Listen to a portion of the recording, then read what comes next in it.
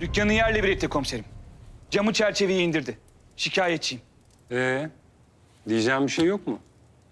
Var. Hak etti. Lan şimdi komiserin karşısında olmayacaktık ki. Ne oldu, senin canın biraz daha mı dayak istiyor? Evet, Gel. istiyor. Kesin tamam. Dükkanın masrafını karşıla. Aranızda anlaşın. Bırakayım seni. Anlaşamayız biz bununla. İyi, peki. Atın nezarete.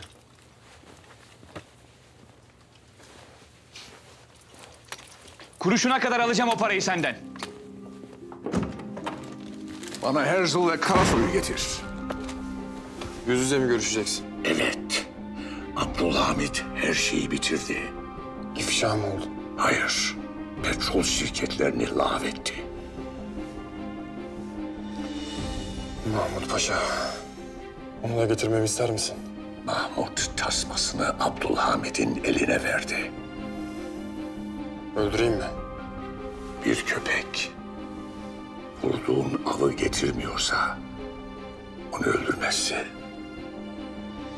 Öğretirsin. Öğreteceğiz Vladimir.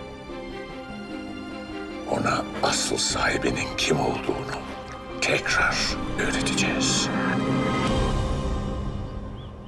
Hünkâr, Mahmut Paşa'ya bu mazisine rağmen hala itimat eder misiniz? Köpekler. Tahsin Paşam, köpekler. Köpekler kendisine yemeği kimin verdiğine bakarlar.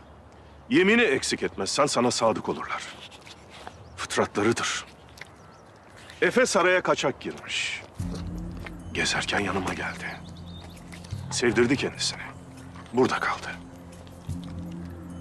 Ara ara kendisini sevmeye gelirdim. Mahiyetimde askerler.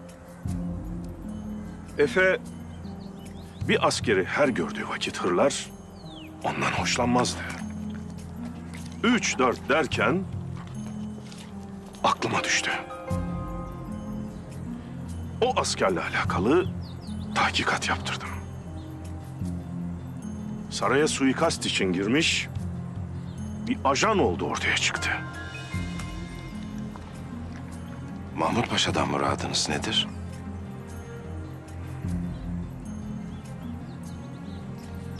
Fıtratına uygun davranacağız paşa. Yemini eksik etmeyeceğiz ki kapımızdan ayrılmasın.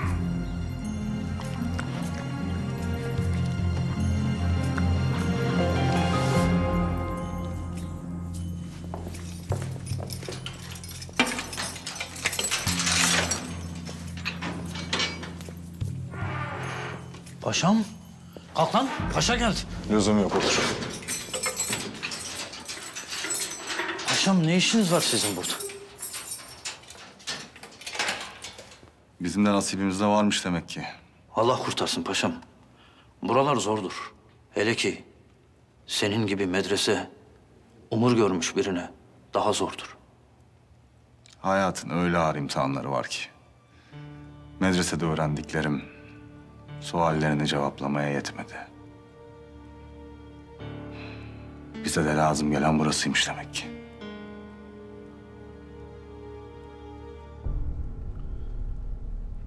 Parvus ismini daha evvel duydunuz mu paşa?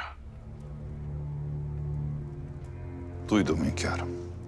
Malumatınızı anlatınız. Hünkârım Hünkârım sefalet içindeyken ben... Mazinizi o kırmızı dosyayla kapattık Mahmut Paşa. Temiz sulara yelken açtık. Korkmayınız, anlatınız. Mazinizden ötürü sizin hakkınızda hüküm vermeyeceğiz. Peki hünkârım. Ben Parvus adını duydum hünkârım.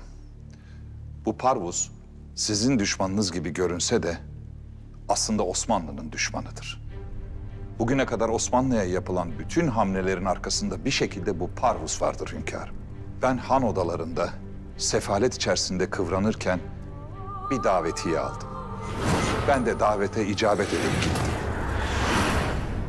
Yalnız yemin ederim hünkârım, vallahi de billahi de yüzünü görmedim. Sadece sesini işittim. Ne söyledi?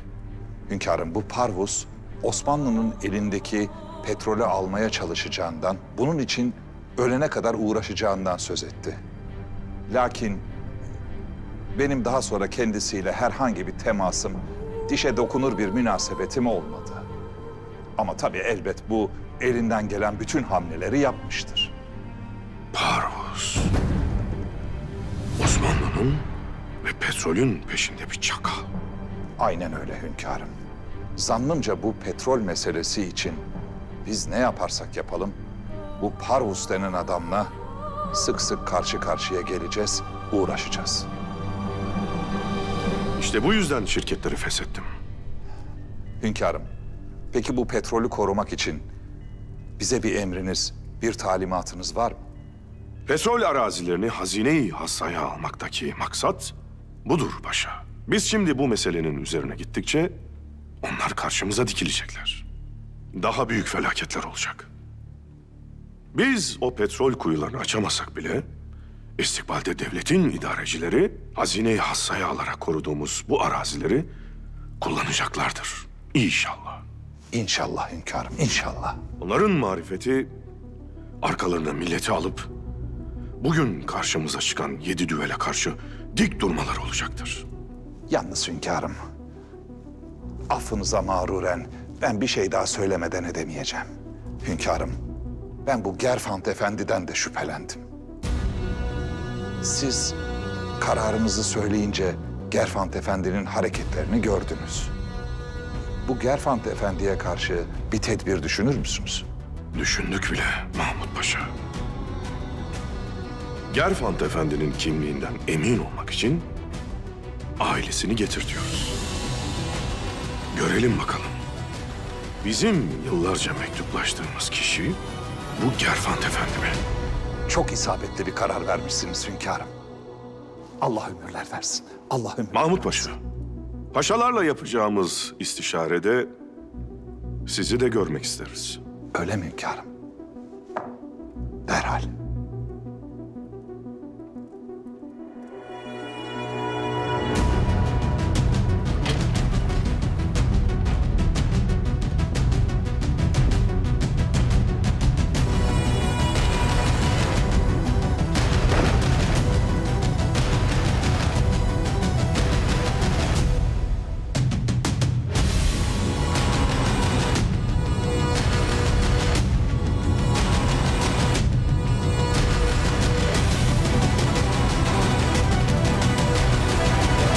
Bay Gerfant. Siz tanışıyor musunuz? Osmanlı Petrol Şirketi'nin idarecisi. Siz Parvus'u tanıyor musunuz? Ben Alexander İsrail Parvus.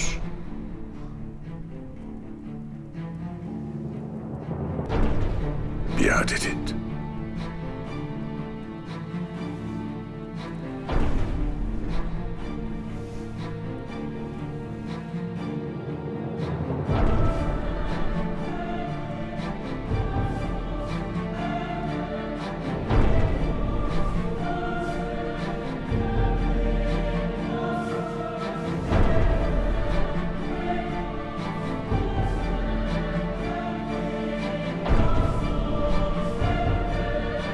Buyurun.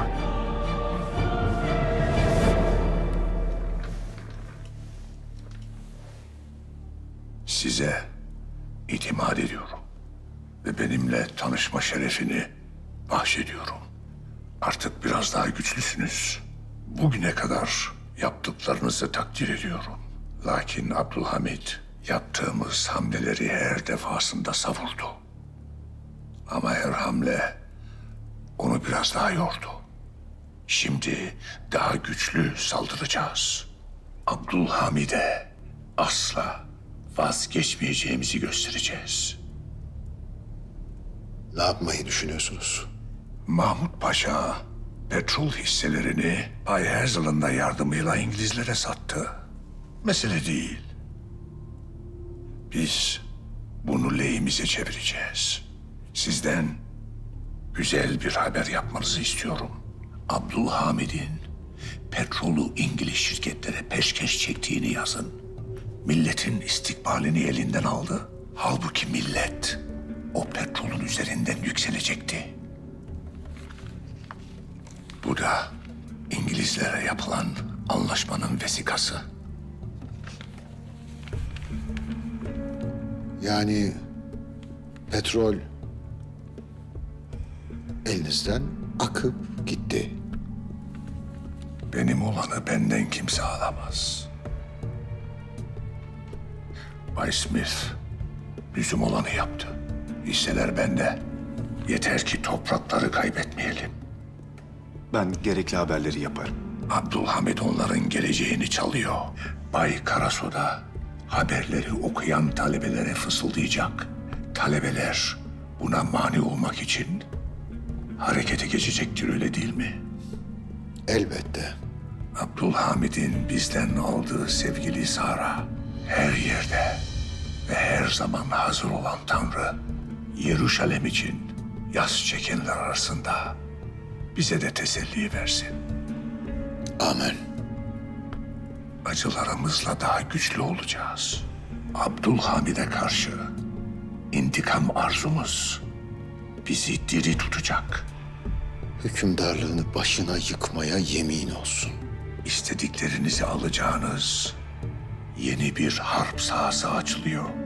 Mahmut Paşa şimdilik karşı cephede. Siz dostluğunuzu devam ettirin. Ama asla güvenmeyin.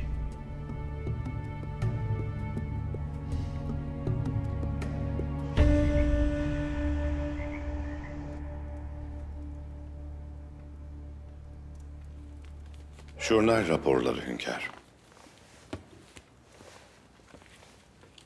Anlat. Hünkârım, bazı memurlarımız hastalık izni alıyorlarmış. Hekimler tetkik etti mi? Hastalar mıymış? Hekim raporları dosyanın içinde hünkârım. Bu meseleyle alakadar olacağız. Başka? Hünkârım, bir kadıncağız. 3 tane çocuğu varmış. Ev kirasını ödeyemediği için ev sahibi evden atıyormuş. Mahalledeki vazifelilerimiz durumu tespit edip bildirmişler. Fena. 3 evlatla. Çok zor. Paşa, kadının birikmiş kirasını ödeyiniz. Çalışabileceği bir iş bulunuz. Evlatlarından varsa mektep çağına gelmiş olan mektebe gönderiniz. Kış geliyor paşa. Çetin geçeceğe benzer. Efkaf-ı Hümayun nezaretine söyleyiniz. Odun ve kömür yardımı için şahsi malımdan yardımlar yapılsın. Milleti bu yardımlar için sırada bekletmeyiniz. Gidilsin, kapısının önüne odun ve kömürler yığılsın. Odun kırmaya gücü yetmeyen yaşlılar içinse oduncularla anlaşılsın. Odunları kırılıp evlerine istif edilsin. Emredersiniz hünkârım. Peki, Yusuf evladımızın cenazesi? Murat Efendi alakadar oluyor hünkârım. Allah rahmet eylesin. Allah taksiratını affetsin. Amin.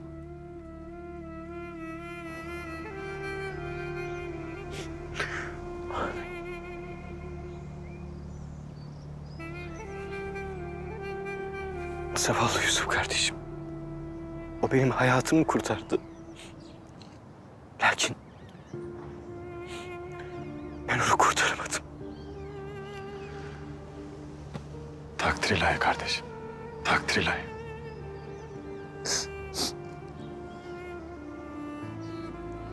Hadi.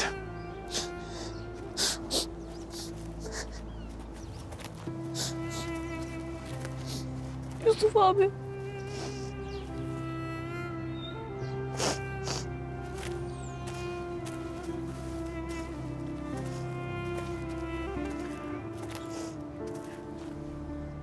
Sen tanıyor muydun Yusuf? Neyin olurdu? Öz abim gibiydi. Kardeşlerimle bana o bakıyordu. Anamız babamız gibi Yusuf abim de. Cennete gitti bizi bırakıp.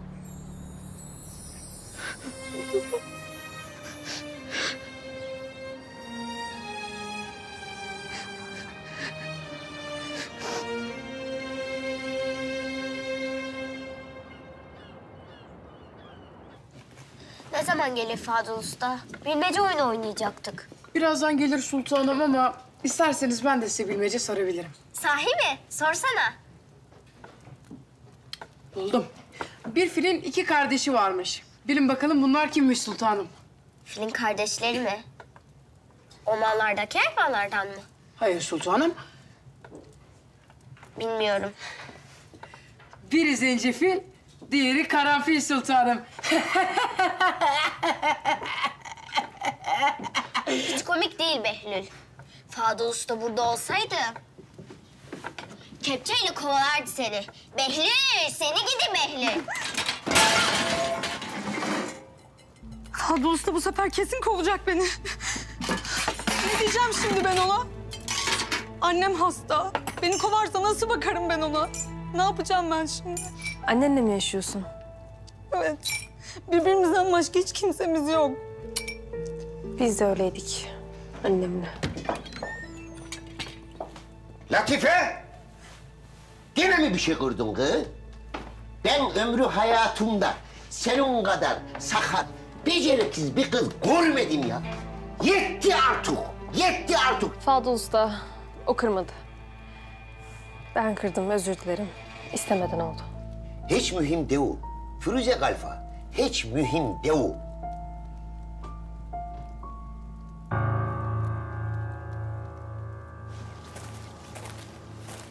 Burada kalıyoruz.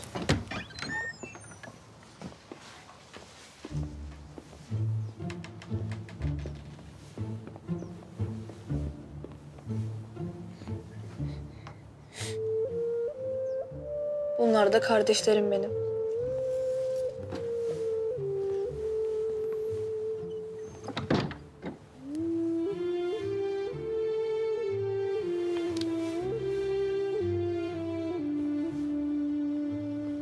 Neden ağlıyorsun sen?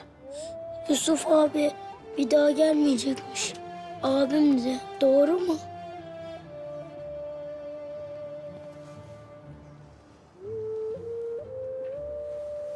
Evet, Yusuf abin gelmeyecek doğru. Ama artık bundan sonra ben varım. Benim adım Murat. Senin adın ne? Yasin. Yasin. Bundan sonra hepiniz benim kardeşimsiniz. Anlaştık mı? Hadi siz şimdi bu 2 abinizle alışverişe çıkın.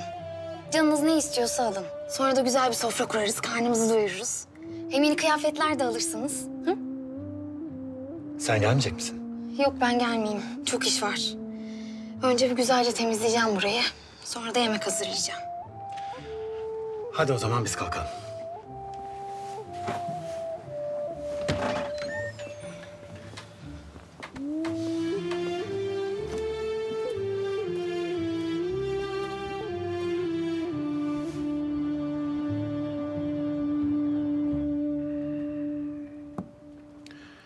Selim Paşam, petrol arazilerinin hazine-i hassaya alındığına dair gazetelere havadis verin. Muradınız nedir hünkârım? Milletin bilsin ki onların kıymetini korumaya cehd etmişiz. Hazine-i hassaya almamıza dair irademize bir not düşünüz paşa. İstikbalde bunu neden yaptığımızı bilsinler ki tedbiri ona göre alsınlar.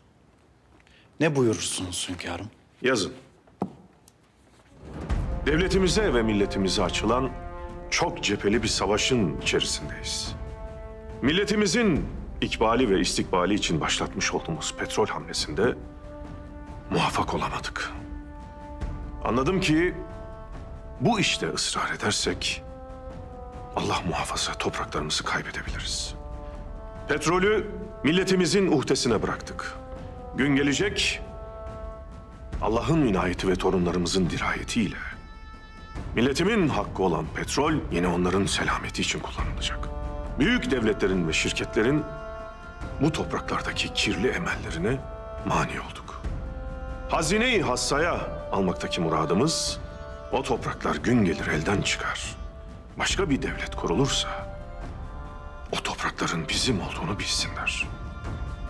Petrol arazilerinin hukuki olarak hazine-i hassa toprağı olduğu değiştirilmezse o topraklarda hangi devlet kurulursa kurulsun çıkan petrolün geliri Osmanlı milletinindir. Bu kanun katiyetle değişmemelidir. Değişmemeli ki 100 yıl sonra dahi devlet orada hak iddia etsin. Dehanız bugün de muhkem. İstikbal ile zahirdir hünkârım. Hayretler içerisinde izliyorum her lafınızı. Peygamber Efendimiz sizi övenlerin yüzüne toprak atınız buyuruyor. Selim Paşa, kalbinizin kötü olmadığını bilirim. Lakin bir insanın yüzüne karşı öven ondan bir şey bekliyor. Ondan bir menfaati olduğu için böyle söylüyor olabilir. Resulullah Efendimiz de toprak atın diyerek onu eli boş çevirin diyor. Unutmayınız, denizin dibinde incilerle taşlar karışık dururlar. Övülecek şeyler de kusur ve yanlışların arasındadır. Biz insanız, eksiyiz. Ben de nefsime şunu söylerim paşam. Durmadan seni öven birini gördüğün vakit yüz çevir. Birisinin her övgüsüne hak verip susuyorsanız artık onun yolundan gitmeye başlarsınız. Çünkü o kişi sizi kendi yoluna çekmek için metheder. Hünkârım, niyetim sizi kendi yoluma çekmek değildi. Benim sizin yolunuzdan başka yolum yoktur. O halde Selim Paşam, Mahmut Paşa ile beraber yola çıkınız.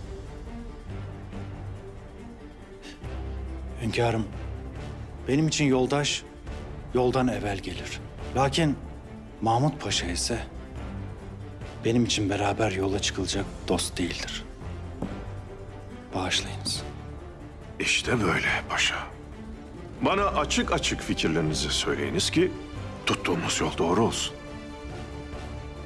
Bizi yoldan çıkarmak için övenlerdense bizi yola getirmek için ikaz edenleri yeğlerim. Lakin Mahmut Paşa ile beraber işi götüreceksiniz. Siz benim petrol hususunda emniyetim olacaksınız. Mahmut Paşa'nın başı döner yoldan çıkarsa beni haberdar edeceksiniz. Tas tamam anladım hünkârım. Bu arada paşam, mühendis yetiştirmeyi de unutmayınız. Onlar hazır olduğu vakit istikbalde petrolümüzü çıkarmak için bir ihtimalimiz olacak. Emredersiniz hünkârım.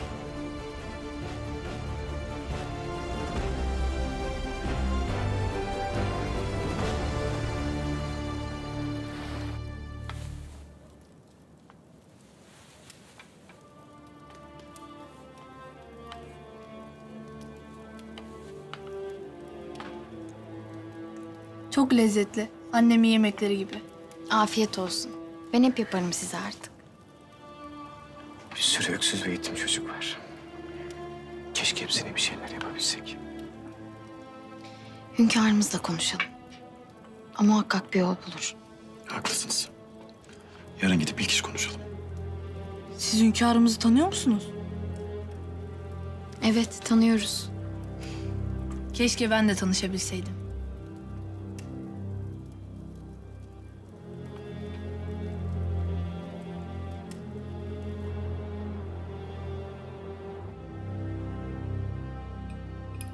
Bugün hangi yemeği yapmayı öğrendin Fadıl Usta'dan? Meyrani. İyice öğrendin mi? Öğrendim Hünkâr babacığım. İsterseniz yarın size yapayım. Elbette isterim güzel kızım. Maşallah. Pek maharetli çocuklarımız var.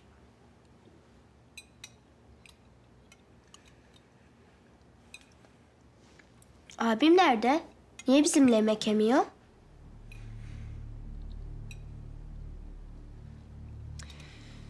Şehzademiz odasındalar. Pek iştah yokmuş. Neden? Hasta mı? Yok, üzgün sadece. O yüzden yemek yemek istemiyormuş. Lakin belki hünkârımız kendisini affettiğini söylerse. Ben söyleyeceğimi söyledim. Abdülkadir yaptıklarının cezasını çekecek.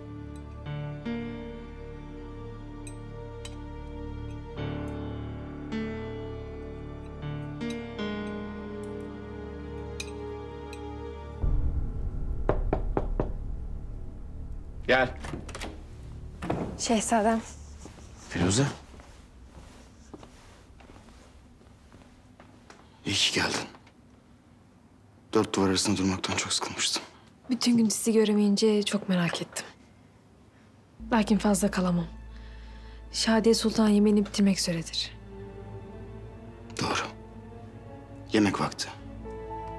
Benimse açlığımı hissettiğim tek şey hürriyetim. Biliyorum. Siz hiç değişmediniz şehzadem.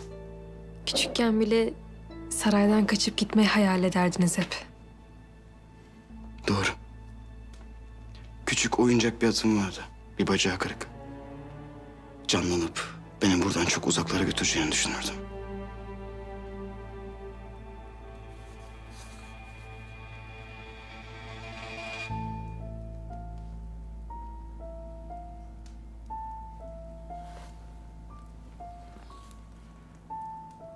Benim oyuncağım bu. Annemle saraydan ayrılırken hediye etmiştiniz bana. Doğru. Çocuk aklı işte. Saraya tekrar geri dönebilmen için vermiştim bunu. Döndüm şehzadem. Demek bunca yıl sakladın. Sizinle ilgili her şeyi saklıyorum ben. Keşke tekrar o günlere geri dönebilsek. Tekrar hayal kurabilsek. Hayal kurmanıza kim engel olabilir ki şehzadem? Tutsak olan sadece bedenlerdir. Hayaller ve fikirler değil. Haklısın. Artık gitsem iyi olur. Yemek bitmek üzeredir. Biraz daha kalsaydın. Geç bile kaldım. Yarın bir fırsatını bulur, tekrar gelirim yanınıza. Şadiye uyuduktan sonra yine gel. Sohbetimize devam edelim.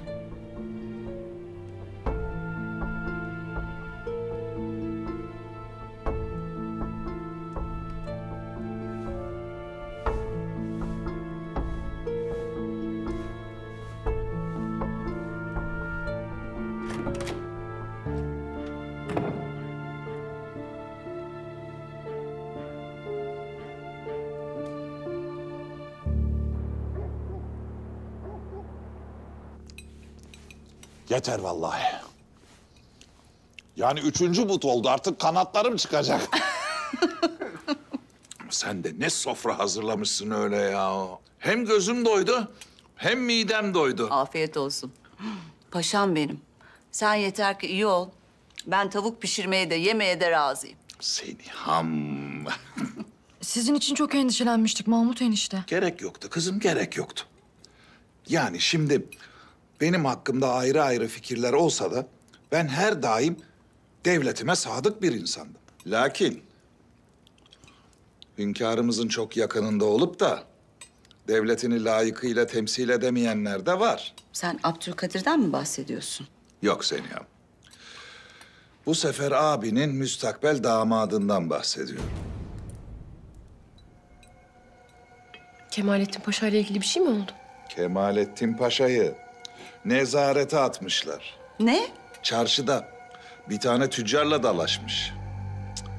Olmadık sözler sarf etmiş. Daha sonra da adamın dükkanını yerle bir etmiş. Sebep neymiş peki? Vallahi o kadarını bilmiyorum. Ama denildiği üzere işte Kemalettin Paşa paşalığını kullanarak para istemiş. Tabii esnaf da bu parayı vermeyince olay çıkmış. Kemalettin Paşa asla böyle bir şey yapmaz.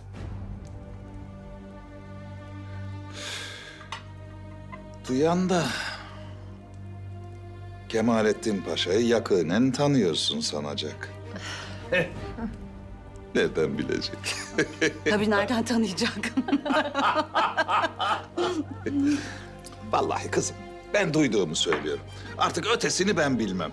Yazık olmuş vallahi. Neyse, sizin konuşacaklarınız vardır. Haydi, afiyet olsun. Sana da. Seniham, o güzel ellerinle güzel bir akşam kahvesi yaparsın da şurada belki seninle baş başa içeriz. Ha. Mahmut. Mahmut.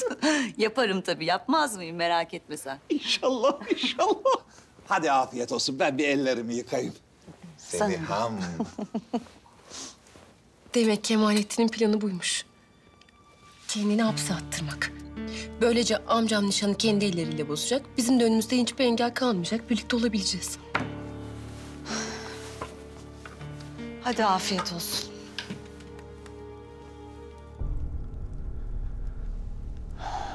Evladına sahip çıkamayan orduya nasıl sahip çıksın? Madem ki oğlum bir suç işledi, haşa huzurdan.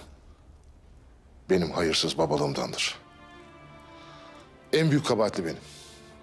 Benim makamımdan azledin. Evladımız bir suç işledi diye biz de mi makamı terk edelim? Haşa hünkârım. Nuh peygamberin oğlu Kenan babasına iman etmedi. İbrahim peygamberin babası Azer de oğluna iman etmedi. Ne çetin bir imtihandır bu. Öyledir paşa, öyledir. Baba evladının, evlat babasının imtihanıdır. Ne Kenan babasının kıymetini düşürmüştür, ne de Azer oğlunun. Kemalettin'i evladım gibi severim. Lakin bir suç işlediyse cezası neyse çekecektir.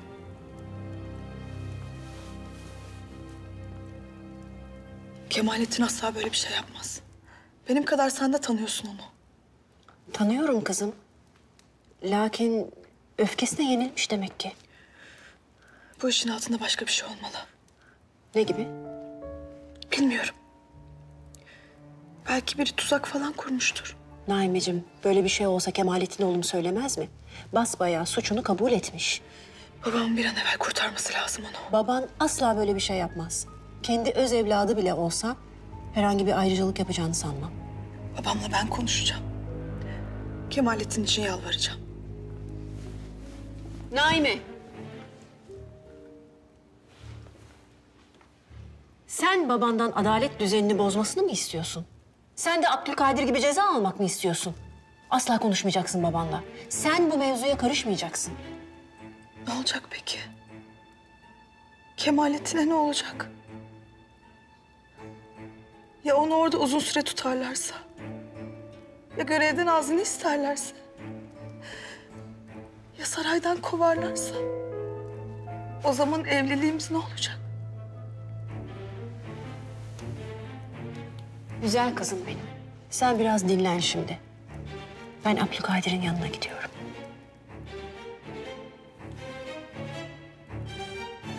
Hadi geç şöyle.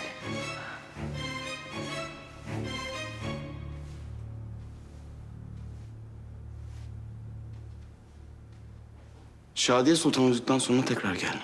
Sohbetimize devam edelim.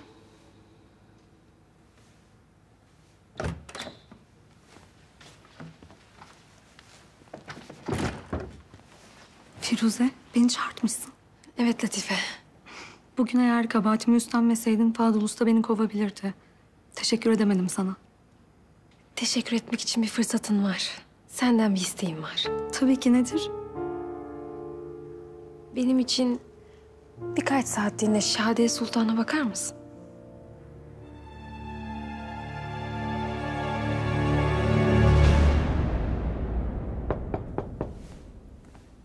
Gel.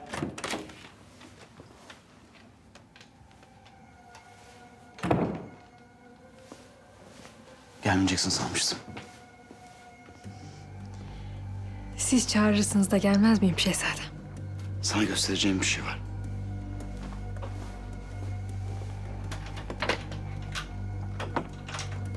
Burası nereye açılıyor şehzadem? Hürriyete.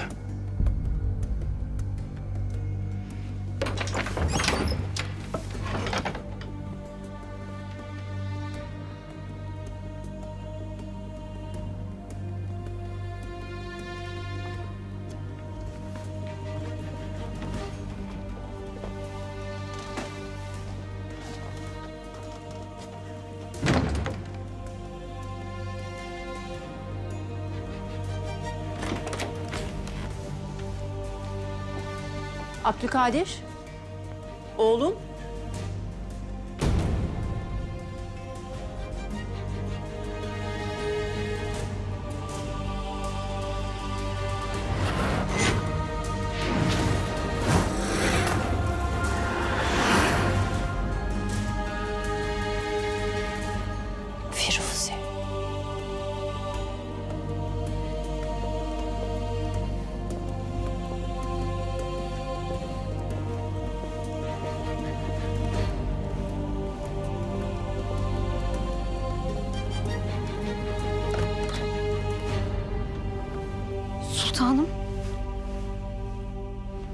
Firuze nerede? Sen niye buradasın?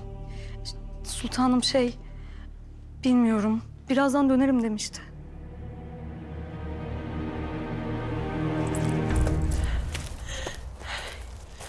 İnanamıyorum şehzadem. Resmen saraydan kaçtık biz. Kaçtık. Benimle dışarı çıktığın anlaşılır diye hiç korkmuyor musun? Hayır. Aksine. Kendimi uzun zamandır hiç bu kadar güvende hissetmemiştim. Ben de. Hatırlar mısınız şehzadem? Bahçeye çıkıp böyle yıldızları seyrederdik. Sonra ben olduğum yerde dönerdim. Sonra keşim başım... Dikkat et. Ay. İyi misin? Ay, başım döndü şehzadem.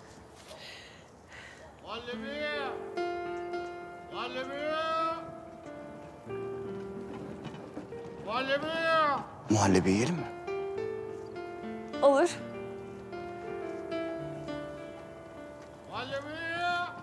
Hay Allah. Saraydan apar topar çıkınca para almayı unutmuşum. Ben alırım. Muhallebici. 2 tane muhallebi alabilir miyiz? Tabii kızım.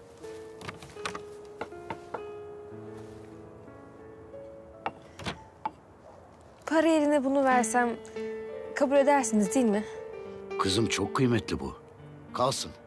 Para istemem. Firuze. Olur mu öyle şey amcacığım? Bu anın kıymeti yanında bu kolyenin hiçbir ehemmiyeti yok.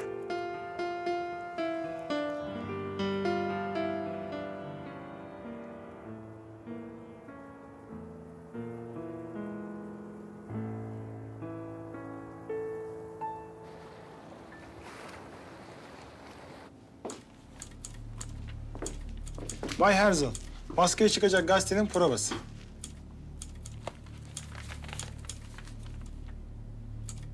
Abdülhamit milletin istikbalini İngilizlere peşkeş çekti. Artık petrol hisseleri İngilizlerin elinde. İstikbalin en mühim enerji madeninden Osmanlı Devleti faydalanamayacak. Siz bu devletin asil evlatları. Buna mani olmayacak mısınız? Baskıya verebilirsiniz.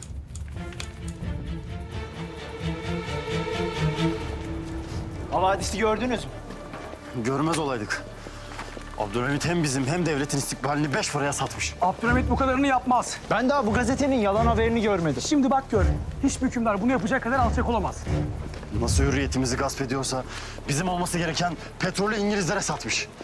Abdülhamit devleti uçuruma sürüklüyor. Uçurumun ucuna gelmişiz zaten. Hayatta bizi ayıtacak.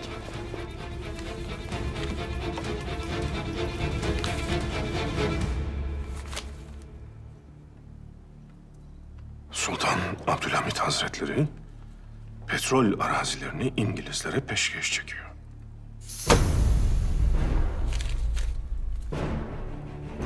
Osmanlı milletinin petrollerini İngilizler alıyor.